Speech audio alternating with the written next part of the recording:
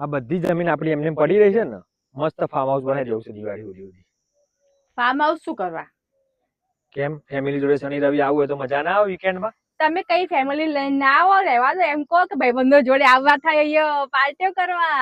તને તો મારા ભાઈબંધો જ દેખાય છે બસ, એના સિવાય કઈ બીજું દેખાતું નહીં. કેમ અમે ભાઈબંધો જોડે આવીશું? હા તે પછી અમારે શું કરવાનું?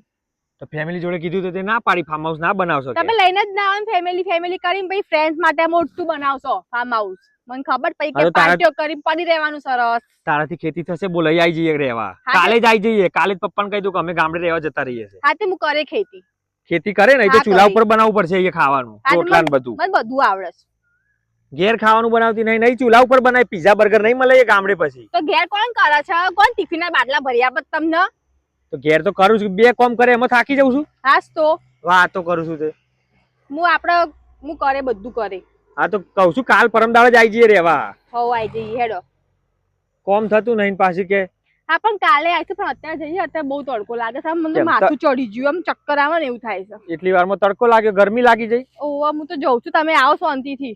ગરમીમાં રહી શકતી નહીં પાછી કે ખેતી કરે આમ કરે.